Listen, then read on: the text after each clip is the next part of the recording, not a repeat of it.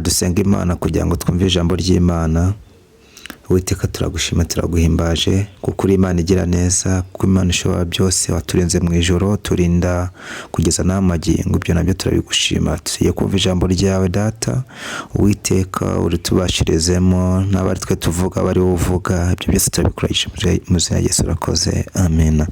Tugiye kumva ijambo ry'Imana turi busenye muri Yohana igice cya 6. Ni hamwe Yesu yagabuye imitsima n'amafi, ubwo yabituburaga bakarya bakanywa bagahaga. Tugiye kureba bukeye bwaho ko byagenze.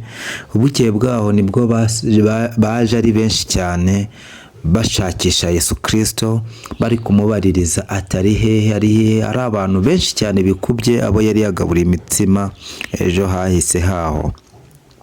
Ku murongo wa 25 baramubwira, baravuga ngo bamubonye hakurya y'inyanja, baramubaza bati, mwigisha waje hano ryari? Yesu arabasubiza ati, ni ukuri ndababwira yuko ibimenyetso mwabonye atari byo bituma munshaka, ahubwo ni ya mitsima mwariye mugahaga. Ntimukorere ibyo kurya bishira, ahubwo mukorere ibyo kurya bigumaho kugeza ku bugingo buhoraho, ibyo Umwana w'umuntu azabaha, kuko se ari we Mana yamushyizeho ikimenyetso cyayo. Ku murongo wa 28 baramubaza bati, tugire dute ngo dukore imirimo y'Imana?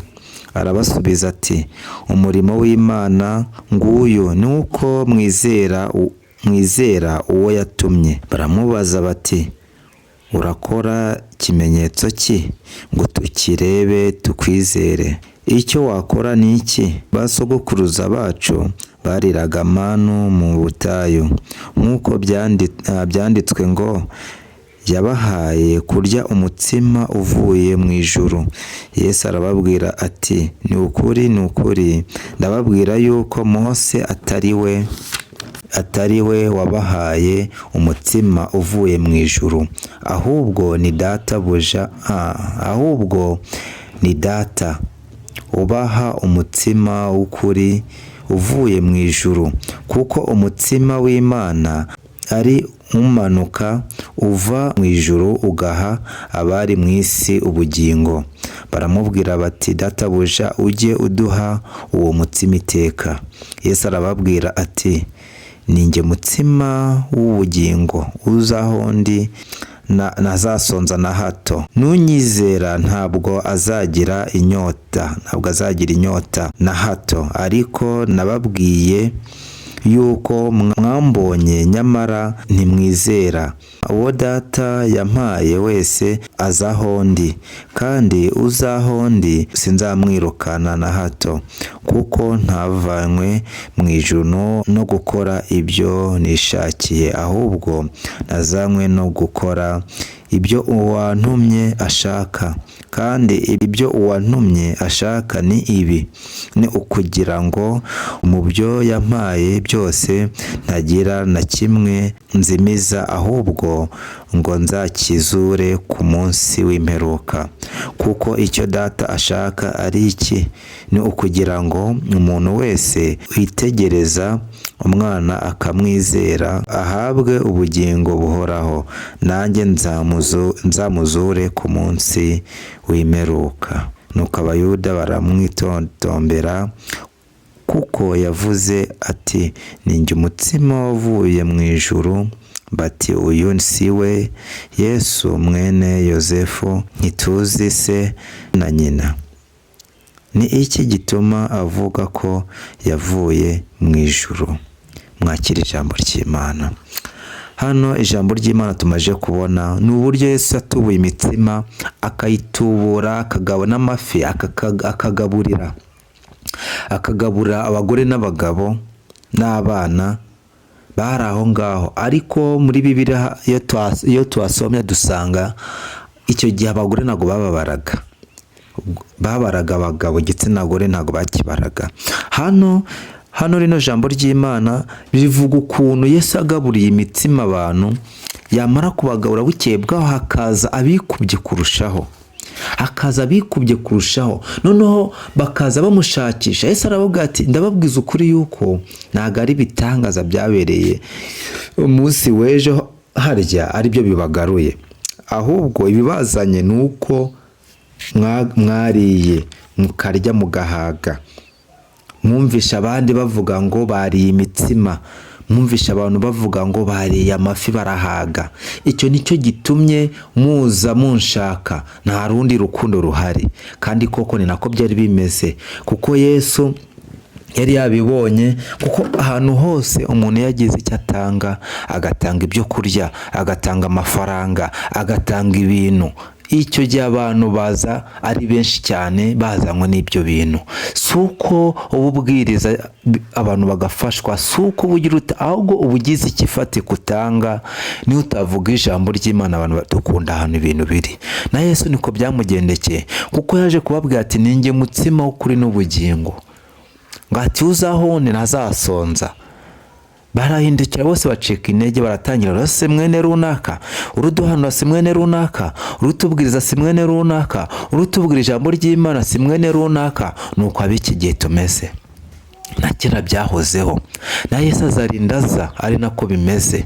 Abantu bapinga bagihari, abantu basambana bagihari, abantu bakora ibibi byangwa n'amaso y'Uwiteka bazaba bagihari, abizera bazaba bahari, abapasiteri bakora iby'Imana ishaka bazaba bahari, n'abakora iby'Imana idashaka bazaba bahari, insengero z'ukuri n'iz'ibinyoma zizaba zihari.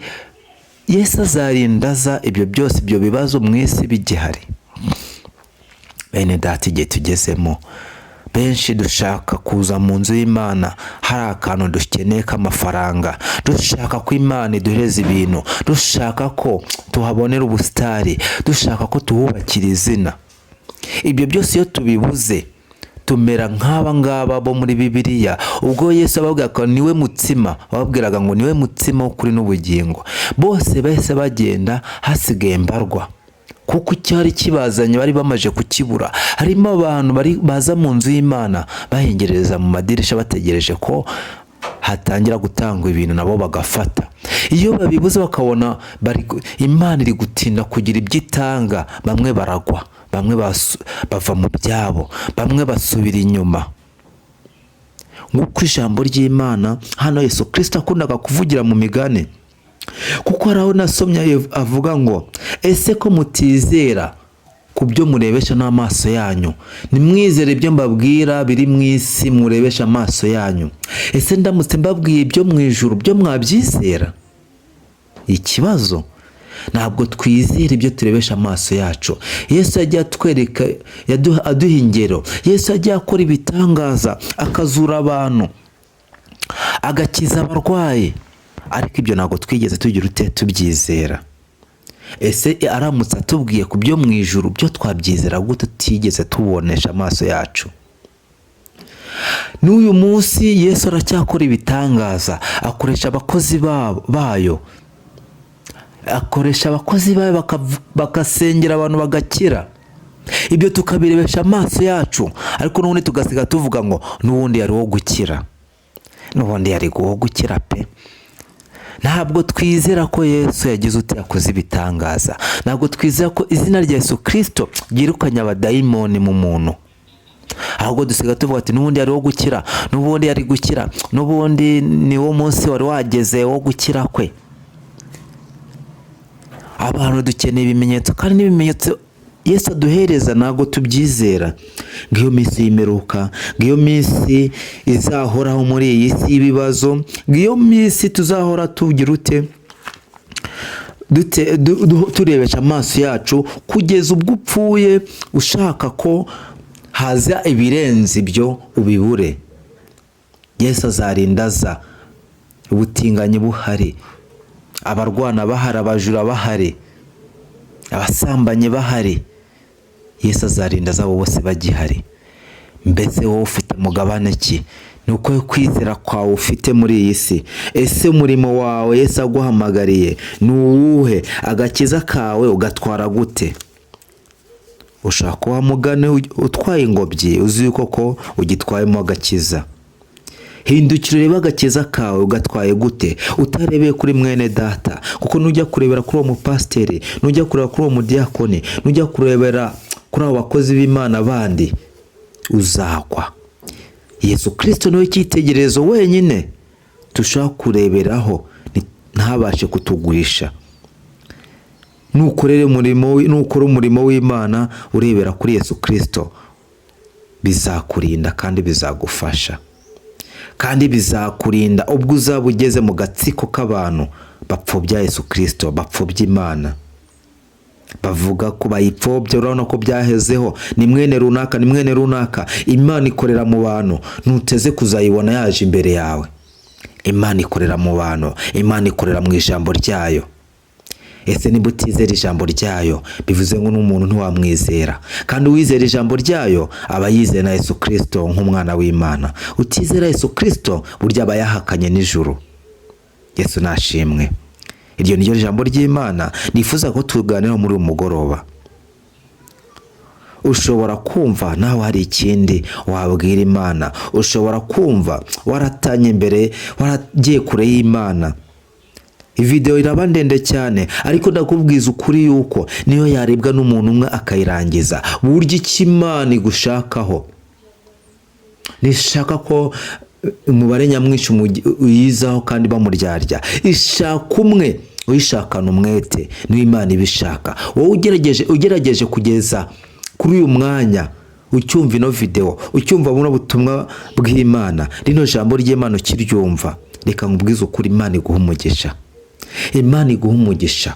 Tugiye gusenga Imana, ngusabira Imana iguha umugisha, kandi umugisha Imana itanga ntuwamo umubabaro namba. Kandi umenye icyo Imana igushakaho. Ejo si ahacu, ahacu ni ahangaha turi. Uyu mwanya, uyu muntu turi gukoresha, aho niho hawe. Ushobora guhindura ibintu byinshi muri aka kanya, ushobora gufata ingamba nyinshi muri aka kanya, kuko Yesu Kristo niho tubonera ubugingo buhoraho, niho tubonera imbabazi. Muri Yesu Kristo niho tubonera ibyishimo n'umunezero. Kadusenga Imana. Data mwiza, turagushime, turaguhimbaje, turagushime kuri Imana igira neza, turagushime kuri Imana ishobora byose.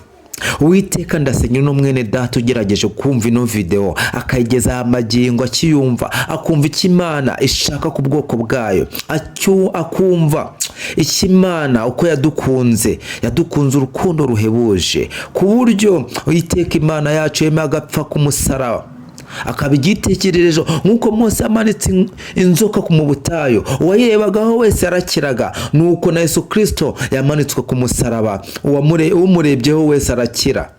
Nta bindi bitambo Imana idushakaho, nta bindi bitambo Imana idusaba usibye gukizwa, usibye gusaba Imana imbabazi. Nicyo gitambo cyonyine. Mwene data, ufashe umwana umwanya, Uwiteka umubabare ibyaha bye byose, umubabare aho yagenze nabi hose. Uwiteka nciye bugufi, najye dusaba imbabazi aho twagenze nabi hose. Uduhe umugisha, sabiye umugisha no mwene data, umuhe imbaraga n'amavuta. Uwiteka umukomeze mu byo akora byose. Data mwiza, navuga byinshi, ariko niwozi icyo umushakaho, niwozi icyo ubugingo bwe bukeneye muri aka kanya.